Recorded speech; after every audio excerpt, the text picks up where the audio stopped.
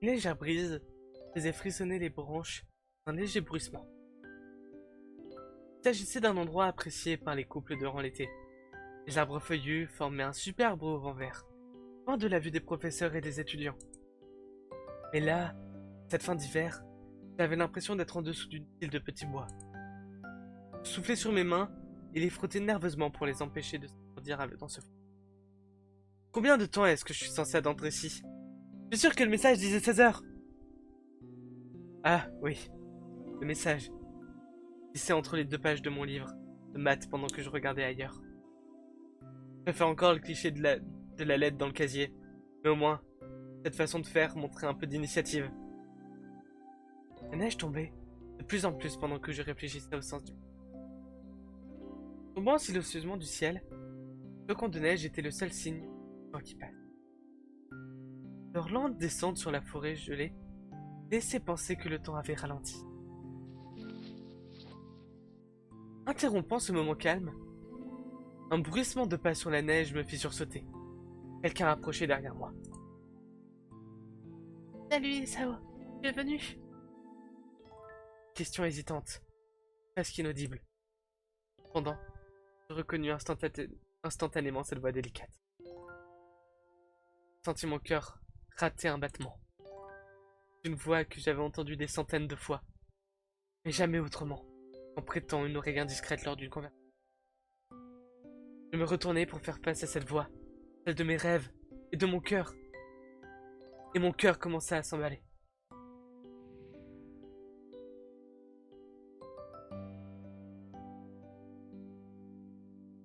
Iwanako? J'ai reçu un message me disant d'attendre ici. C'est le tien? Chier. J'avais passé tout l'après-midi à essayer de trouver une bonne réplique. Voilà le résultat. C'est pathétique. Ah, oui. J'ai demandé à un ami de donner ce message. Je suis vraiment contente que tu l'aies reçu. Son timide mais joyeux sourire me rendait si tendu que même en essayant, je ne pouvais bouger un seul muscle.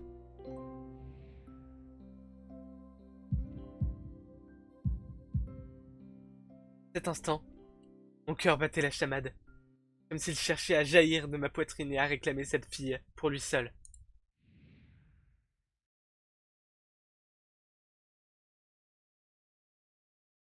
Euh... Sam, euh... dehors il fait... Dehors dans le froid. Pas encore. Le vent agitait les branches. Le bruit de cette cacophonie était une musique à mes oreilles. Iwako frissonna légèrement à cause de cette... À ce moment, elle devint sûre d'elle-même, comme si elle avait été soutenue par une sorte de nouvelle confiance. Ses yeux étaient rivés aux miens, et elle enroulait nonchalamment autour de son l'anxiété faisait battre mon cœur plus.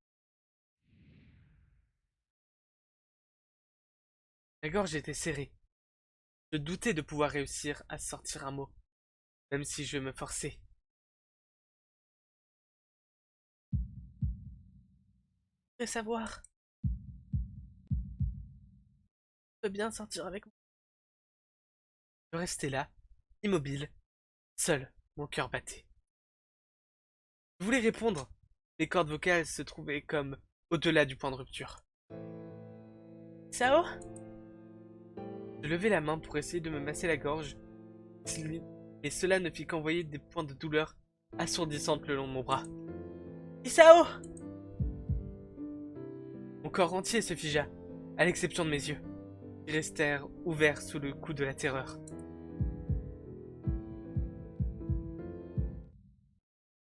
Isao! Le battement dans ma poitrine s'arrêta brusquement, et mes jambes flanchèrent. Le monde autour de moi, le vent de branches nues, le ciel terne d'hiver, Iwanako, vers moi, tout vira au noir. Les dernières choses dont je me souvienne, avant de m'évanouir, sont Iwanako, criant pour demander de l'aide, et le cliquetis descend des branches.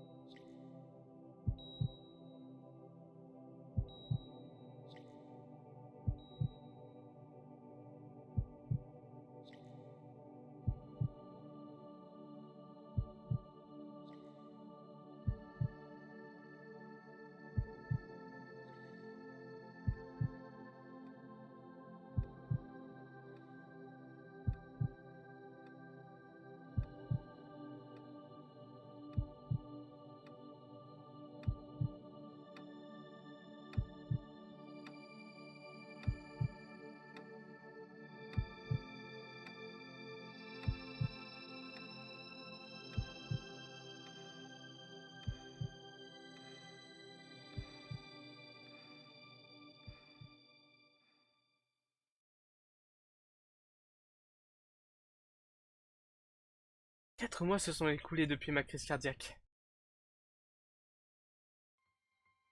Durant cette période, je peux sûrement compter sur mes doigts le nombre de fois où j'ai quitté ma chambre d'hôpital sans surveillance. 4 mois, c'est assez long quand on reste seul avec ses pensées. J'ai eu bien assez de temps pour m'habituer à ma sensation, à ma situation. Arythmie. Un mot étrange, un mot venu d'ailleurs. Un avec qui personne ne voudrait partager sa chambre. Maladie rare. Elle force le cœur à agir de manière erratique, parfois à battre trop vite. Elle peut être fatale. Apparemment, je l'ai depuis longtemps. Ils m'ont dit que c'était un miracle que j'ai pu aller bien pendant si longtemps sans que rien ne se passe. Est-ce vraiment un miracle? Je crois qu'ils ont dit ça pour que je me sente mieux et que je sois reconnaissant d'être en vie.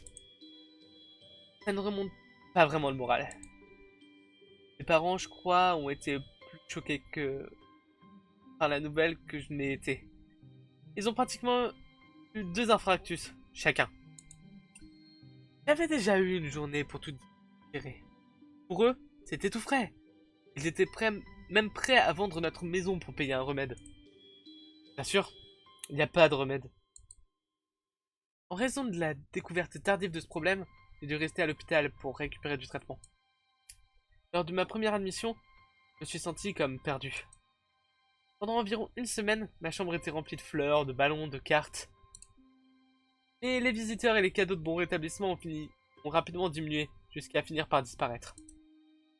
J'ai réalisé que la seule raison pour laquelle j'avais eu autant de cartes et de fleurs était le fait qu'envoyer leur sympathie avait été transformée en projet de classe. Peut-être que certaines personnes compatissaient vraiment, mais j'en doute. Même au début, j'avais peu de visiteurs. À la fin du premier mois, seuls mes parents venaient régulièrement. Iwanako fut la dernière à arrêter ses visites. Après 6 semaines, je ne l'ai plus jamais revu. De toute façon, nous n'avions jamais eu grand-chose à nous dire lors de ces visites. Nous n'avions jamais reparlé de ce qu'il s'était passé entre nous. Neige. L'hôpital n'est pas vraiment un endroit où j'aimerais vivre. Les médecins et les infirmières sont trop froids et impersonnels. Je suppose que c'est parce qu'ils sont pressés et qu'ils ont 1 million d'autres patients qui les attendent. Mais ça me met mal à l'aise. Pendant les 2 premiers mois, j'ai demandé au chef de cardiologie, à chaque fois que je le voyais, une estimation approximative du moment où je serais en mesure de partir.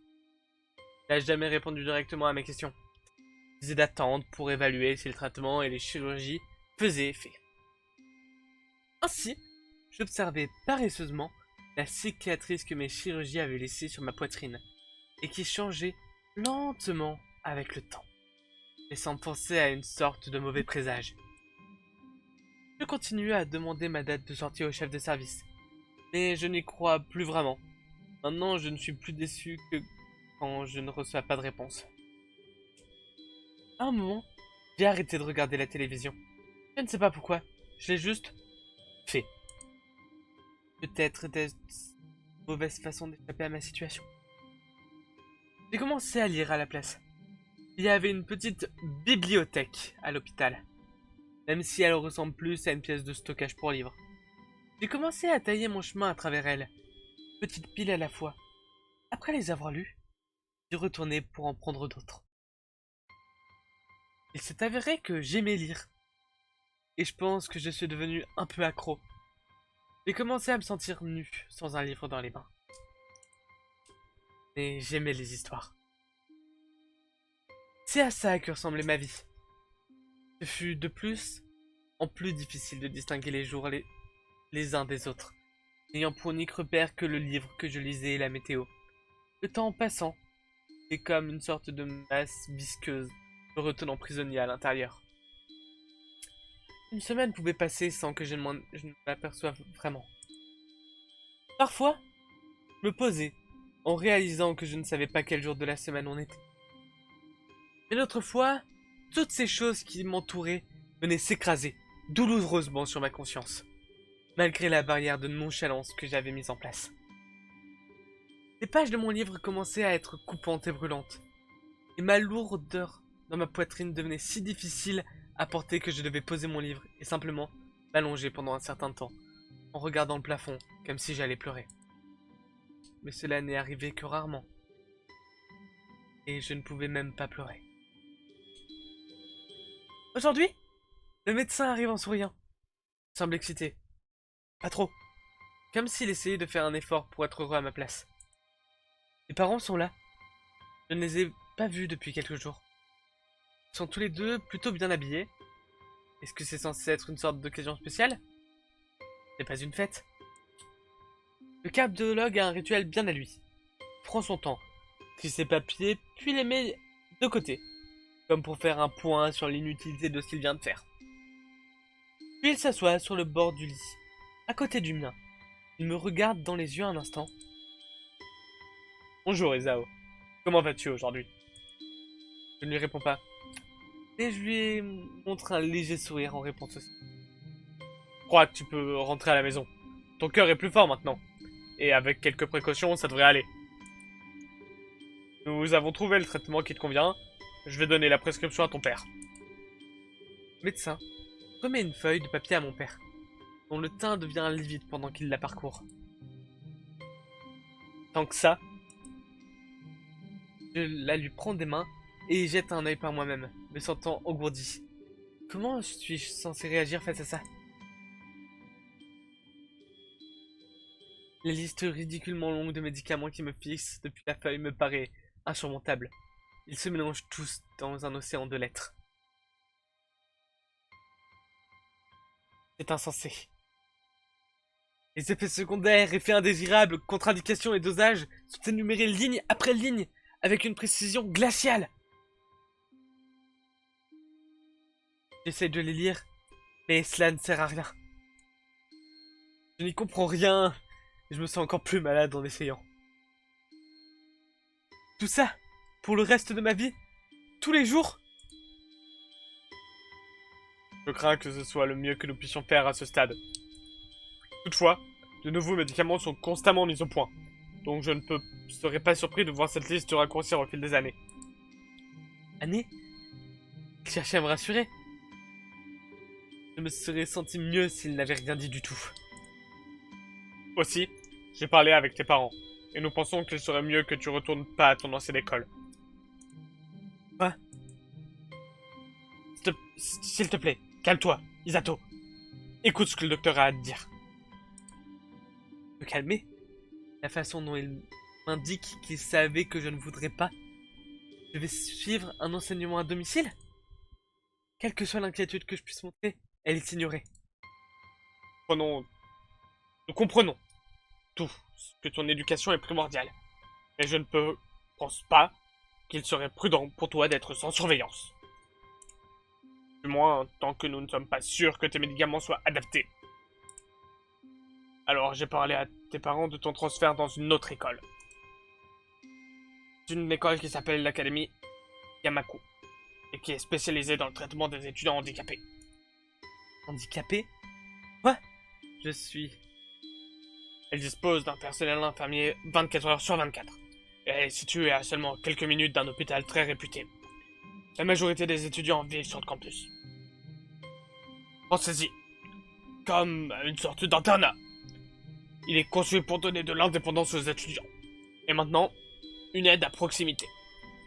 En maintenant, une aide à proximité. Indépendance? C'est une école pour enfants handicapés? Pas la peine d'amenuiser ce fait? C'est vraiment libre. Il n'y aurait pas un personnel infirmier 24 heures sur 24. Et vous n'utiliseriez pas la proximité d'hôpital comme un argument de vente? Bien sûr, c'est uniquement si tu veux y aller. Mais ta mère et moi, nous ne sommes pas vraiment en mesure de scolariser à la maison. Nous y sommes allés il y a quelques semaines. Je pense que tu t'y plairas. C'est vrai que j'ai pas vraiment le choix. Les gens de ton état sont généralement tendance à suivre une longue vie par rapport à d'autres problèmes cardiaques. Tu auras besoin d'un travail un jour. Et c'est là une bonne opportunité pour continuer tes études. C'est pas une opportunité. N'appelez pas ça une opportunité. N'en parlez pas. Comme si c'était une foutue opportunité. Eh bien, tu dois être excité à l'idée de retourner à l'école. Je me souviens que tu voulais y retourner. Eh bien, que ce ne soit pas la même. L'école spéciale, c'est une insulte. C'est ce que je veux dire. C'est un pas en arrière. Ce n'est pas à ce que tu penses. Tous les élèves, ils sont très actifs, chacun à leur façon. Elle est conçue pour les étudiants qui peuvent encore se déplacer et apprendre. Mais qui ont juste besoin d'un peu d'aide. D'une manière ou d'une autre. Père a raison. Et beaucoup de diplômés de l'école ont pu faire des choses étonnantes. Personne ne doit pas être freiné par son handicap. Un de mes collègues est dans un autre hôpital en est diplômé. M'en fous. Une personne ne doit pas être freinée par son handicap? C'est pourtant la définition même du mot. Je déteste vraiment le fait que quelque chose de si important ait été décidé sans moi. Et qu'est-ce que j'y peux? Une vie normale n'est plus possible maintenant. C'est drôle. J'avais toujours pensé que ma vie était plutôt ennuyeuse. Mais maintenant, elle me manque. J'ai envie de protester. D'être cette absence de réaction sur le choc, de la fatigue. Je pourrais facilement crier quelque chose maintenant. Quelque chose sur la façon dont je peux quand même retourner à mon ancienne école. Mais non. Je ne dis rien. Le fait c'est que c'est inutile. Regarde autour de moi. Je me sens très fatigué de tout ça. Les médecins, mon état, tout. Il n'y a vraiment aucun choix. Je le sais. Mais l'idée d'aller dans une école handicapée, en quoi est-ce comparable à une école normale? J'ai beau essayer de trouver un aspect positif à ce sujet, c'est vraiment très difficile. Mais laissez-moi essayer. Table rase, pas une mauvaise chose. C'est la seule chose à laquelle je puisse pouvoir m'en sortir. Moi, j'ai quelque chose. Même si c'est une école spécialisée, c'est quelque chose. C'est un nouveau départ. Et ma vie n'est pas finie. Ce serait une erreur de penser ça. Du moins, je vais essayer de voir ce à quoi ma nouvelle vie va ressembler.